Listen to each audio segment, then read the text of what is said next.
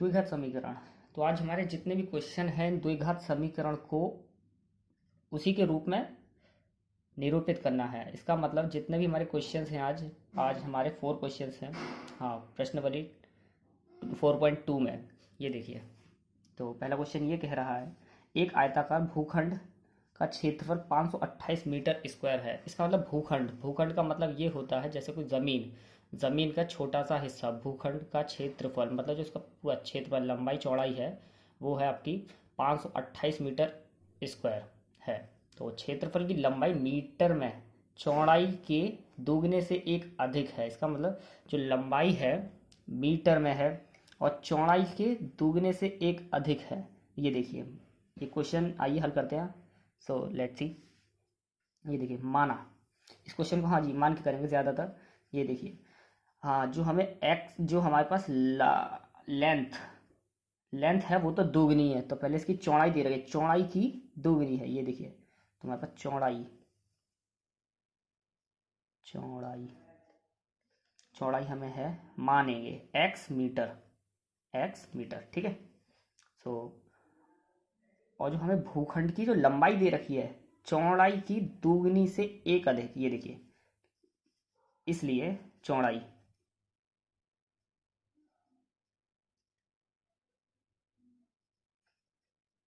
इसलिए भूखंड की लंबाई बराबर, शॉर्ट में लिख दीजिए, कोई दिक्कत नहीं है, इसका नंबर ना के बराबर है, कोई दिक्कत नहीं आती।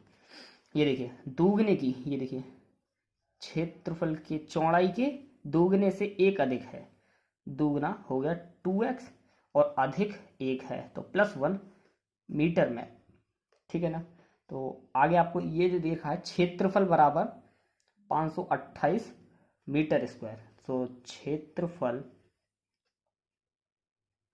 बराबर 528, ठीक है, 528। तो सर, और आपको पता होगा क्षेत्रफल का फॉर्मूला, यू नो, लंबाई गुणा चौड़ाई।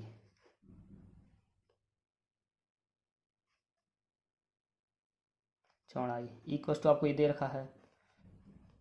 जी हाँ, क्षेत्रफल का फॉर्म यही होता है, लंबाई गुणा चौड़ाई। और लंबाई की वैल्यू आपके पास है, चौड़ाई की वैल्यू है आपके पास। तो लंबाई की क्या है वैल्यू, देख लीजिए, 2x+1 और चौड़ाई की है x, इक्वस टू 528। और इसका x का इसमें इंटू हो जाएगा, तो ये हो गया 2x² plus x equals to 528 और 2x² प्लस x। और वही करना, उस तरफ को एकदम खाली कर देना है, ज़ीरो आ जाएगा उधर, और इधर जितनी भी चीज़ होंगी इधर ले आएंगे। ये देखिए, माइनस का हो जाएगा, अगर ये इधर आएगा तो प्लस का माइनस वाला हो गया। ये देखिए, 528 माइनस के इक्वस टू 0। और आपको ये चेक करना है ये द्विघात समीकरण को संतुष्ट करती है या नहीं करती है। तो ये है लंबाई, और यहाँ पे जो आंसर लिखेंगे ऐसे लिखेंगे, भूखंड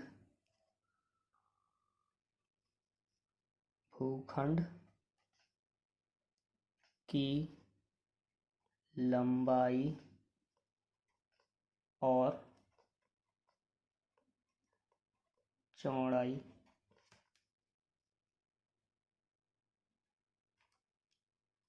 द्विघात समीकरण को संतुष्ट करती है। तो ये हमारा पहला क्वेश्चन हो गया। अब आते हैं नेक्स्ट क्वेश्चन पर। ये देखिए, दूसरा क्वेश्चन हमारे सामने है, दो क्रमांक धनात्मक पूर्णांकों का गुणनफल 360 है, हमें पूर्णांकों को ज्ञात करना है। इसका मतलब 2 पॉइंट हैं, जो भी है एक्स वाई, हम मानेंगे नहीं इसमें, ऐसा हम मानेंगे इसमें, माना, मानने में बड़ा मज़ा आता है ना, मुझे भी। ये देखिए, खाना नहीं, सिर्फ क्वेश्चन। ये देखिए, माना माना पहला पूर्णांक इक्वस टू एक्स, और इसीलिए, और दूसरा पूर्णांक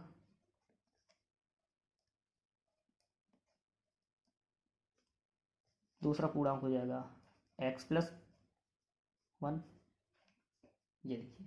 और आपको क्वेश्चन में क्या दे रखा है कि गुणनफल का गुणनफल बराबर 360 है, हमें पूर्णांक ज्ञात करने। इसका मतलब ये तो प्रश्नानुसार ही लिखेंगे, तो इसमें ये लिख दीजिएगा प्रश्नानुसार, सॉरी प्रश्नानुसार। तो प्रश्नानुसार हमें क्या दे रखा है, गुणनफल बराबर 360। तो भूखंडों का हमारे पास गुणनफल, भूखंड ये रहे और इनका गुणनफल यही होगा, x+1 इक्वल्स टू 360। तो x का x में इंटू कर देंगे प्लस x का 1 में कर देंगे, तो x equals to 360 and x² plus x minus 360 equals to 0 बचेगा। तो ये निरूपित करता है या नहीं? जी निरूपित करता है। तो यहीं पे यही भी लिख देंगे कि पूर्णांक, सीधे आप क्वेश्चन यहाँ पे ये लिख सकते हैं, इतना लंबा चौड़ा लिखने कि ये पूर्णांक निरूपित करते हैं, मतलब द्विघात समीकरण को निरूपित करते हैं। या सीधे आप ये लिख दीजिए निरूपित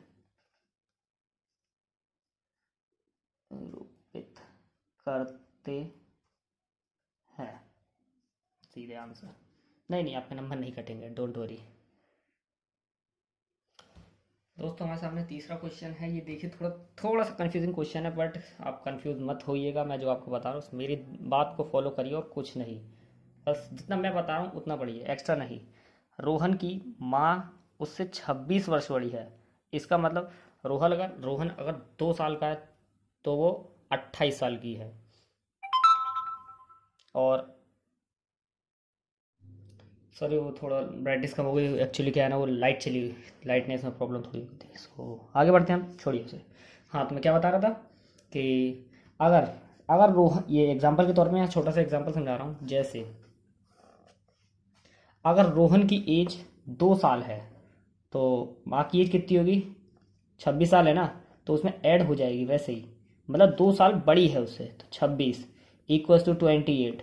तो हाँ बस यही इसमें हमें ऐड करना है, जिसकी जितनी भी उसकी एज है। अभी इसमें हमें रोहन की एज तो पता ही नहीं है, रोहन की वर्तमान एज, मतलब जो रोहन की एज इस समय है, मतलब रोहन जितने साल का है इस समय, हमें वो बताना है। क्वेश्चन यही कह रहा है, ये देखिए उनकी आयु वर्षों में है, उनकी आयु का गुणनफल अब से 3 वर्ष पश्चात, मतलब 3 वर्ष बाद 360 हो जाएगा। हमें रोहन की वर्तमान आयु बतानी है। तो क्वेश्चन पे फोकस मत करिए, मेरी बात पे ज़्यादा करिए, तो जल्दी क्वेश्चन होगा। ये देखिए,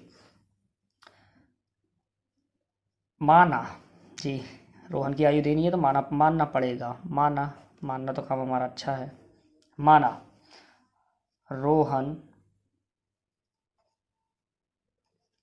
की एज नहीं, आयु x वर्ष, साल होता है बट आप इसमें वर्ष लिखो, वर्ष और साल एक ही है। सो वर्ष, x वर्ष। रोहन की एज कितनी है? x वर्ष, ये माना है हमने,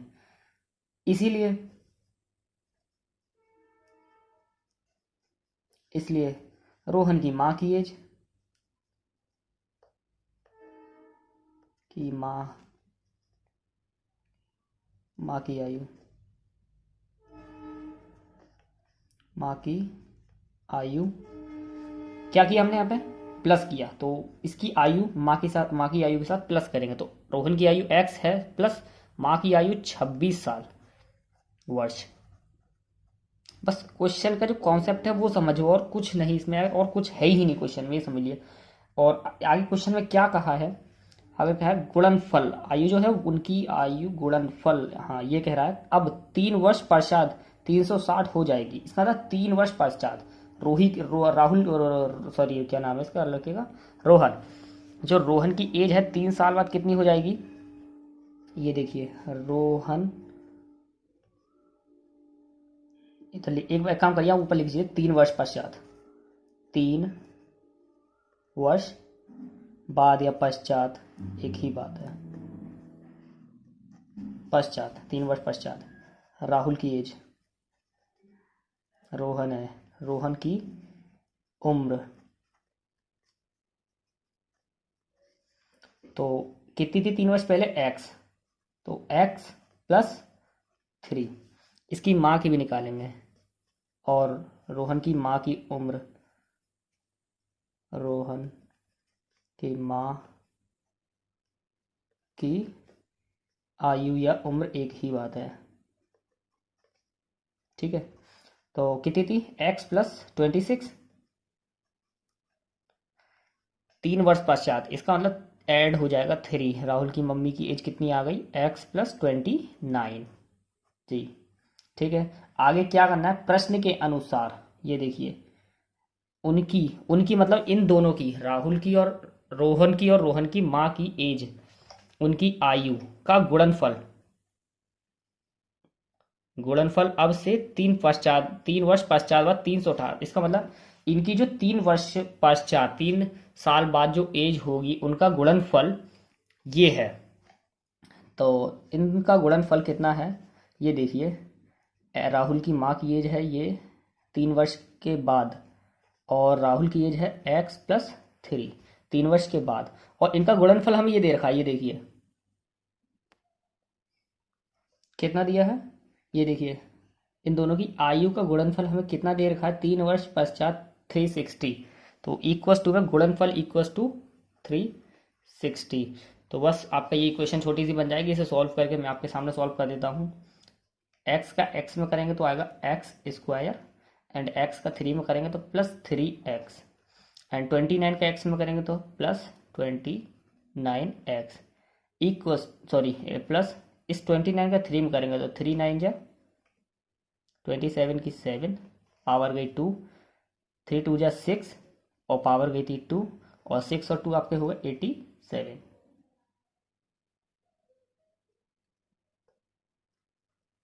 इक्वस टू में आपको 360 दे ही रखा है, तो ऐड कर लीजिए, जो ये 360 इधर आके माइनस का हो जाएगा, x square plus 3x and 29x आपके हो गए 32x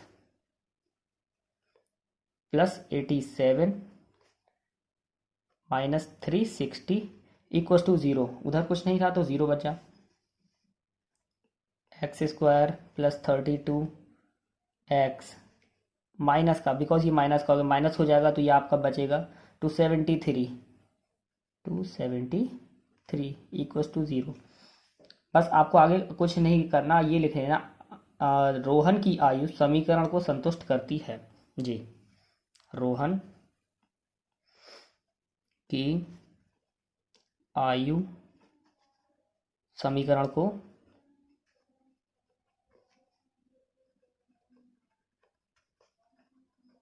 संतुष्ट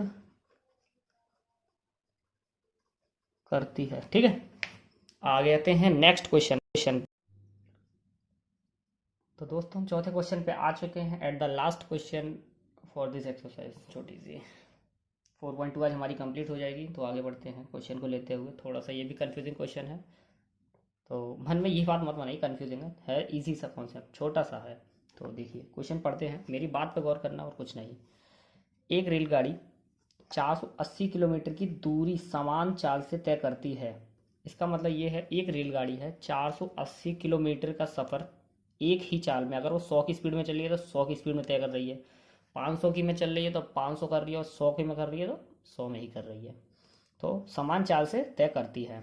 यदि इसकी चाल 8 किलोमीटर प्रति घंटे कम करती जाए, इसका मतलब 1 घंटे में अगर वो 8 किलोमीटर चलती है, अगर वो कम कर दी जाए प्रति घंटा, इतना कम कर दी जाए, तो वह उसी दूरी को तय करने में 3 घंटे अधिक लेती है। इसका मतलब वह उसी दूरी को तय करने में 3 घंटा समय लेती है, हमें रेलगाड़ी की चाल बतानी है। तो क्वेश्चन समझिएगा दोस्तों जी। मानने में ना तो कोई काम ही नहीं होता, खैर ये देखिए, माना, क्या माना? रेल गाड़ी की चाल इक्वस टू एक्स जी, रेलगाड़ी की चाल इक्वस टू एक्स, इसमें कुल दूरी, इसका मतलब पहले हम निकालेंगे चाल कुल दूरी कितनी दी रखी है हमें, सॉरी चाल तो हमारी हमने मानी है x, ठीक है। और कुल दूरी हमें कितनी दे रखी है, लिख लीजिए कुल दूरी 480 किलोमीटर और इसकी चाल है x। इसका मतलब कुल समय निकाल सकते हैं हम, लिया गया समय जी। और रेलगाड़ी को लिख लीजिए लिया गया समय जी, डिवाइड हो जाएगा, इससे हमारा समय निकल आएगा 480 अपॉन एक्स। उसके बाद ये क्या कह रहा है कि यदि इसकी चाल 8 किलोमीटर प्रति घंटा कम कर दी जाए तो, यहाँ लिख लीजिए एक लाइन में और लिखिए, यदि इसकी चाल 8 किलोमीटर प्रति घंटा कम होती तो लिया गया समय इतना होता है। ये देखिए 480 अपॉन एक्स, एक्स में से ही माइनस करेंगे कितना, 8। वो इसलिए अगर वो कहती कि लेने की जगह अगर हम कहते कि इसमें ऐड कर दिया जाता तो हम ऐड करते, इसमें समय मांगा है मतलब कम किया है, कम करने में माइनस आता है, और कहते कि समय 3 घंटे 8 सॉरी 8 किलोमीटर प्रति घंटे की रफ्तार से बढ़ा दी जाती है, तो इसमें माइनस की जगह प्लस करते, ठीक है ना। तो अभी इसमें कहिए कि कम कर दी जाए, कम होती है चाल, ये देखिए कम होती है चाल, तो कम के लिए -8। ओके, आगे प्रश्न के अनुसार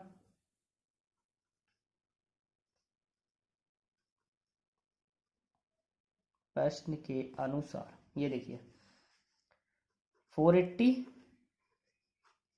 अपॉन एक्स -8 इन sorry minus 480 upon x equals to 3, ये देखिए 3 घंटे, इसलिए ठीक है ना। कुछ नहीं, इसे सॉल्व करके हमारी इक्वेशन आ जाएगी। सो हमें इक्वेशन में ज़्यादा ध्यान देना होता है, बिकॉज एक माइनस की भी गलती पूरा क्वेश्चन गलत करा सकती है। सो दोस्तों इसमें एलसीएम लेंगे हम, एलसीएम क्या आएगा हमारा x और x -8, ये देखिए अब इस x का ऊपर इंटू हो जाएगा, ये हो गया 480 x माइनस, अब इस x -8 का इसमें इंटू हो जाएगा, हो गया 480 x -8 इक्वल्स टू 3, ठीक है ना। ये देखिए अब ये वाली संख्या को हम इधर इंटू कर देंगे नेक्स्ट लाइन में, ये हो गया 480x minus 480x minus minus plus, तो इसका हम इंटू कर देंगे इसमें 480 का 8 में, 4 अट्ठे 32 की 2, 4 चौक 16, 18 19 20, ये हो गया हमारा 1220, ठीक है। इतना हमारा होने के बाद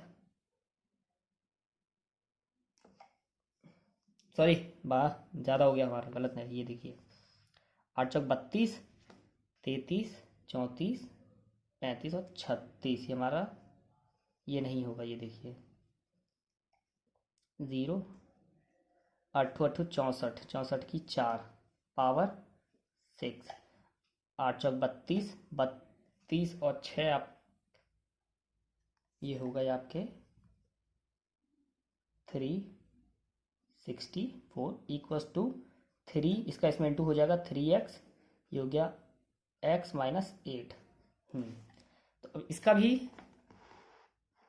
भी इसमें इंटू कर देंगे इक्वल के ही जी, ये देखिए ये प्लस का ये माइनस का पूरा कट गया, आपका ये बचा इधर 3640, और इधर क्या बचा आपका, इंटू को लीजिए 3x² -8, अब इसको इधर ले जाइए, ये देखिए 3x² -8 प्लस 364,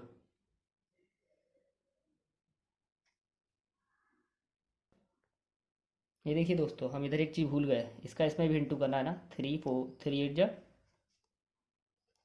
24x, एंड यहाँ पे ये नहीं आएगा तो माइनस का 2 4x इक्वस टू 0, ये ढंग से लग लेते हैं एक बार तरीके से।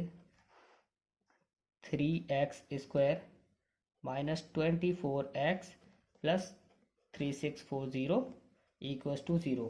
तो आप इसमें ये लिख दीजिए, आंसर में आप जानते ही हैं, आंसर हमारा आ चुका है। रेलगाड़ी की चाल द्विघात समीकरण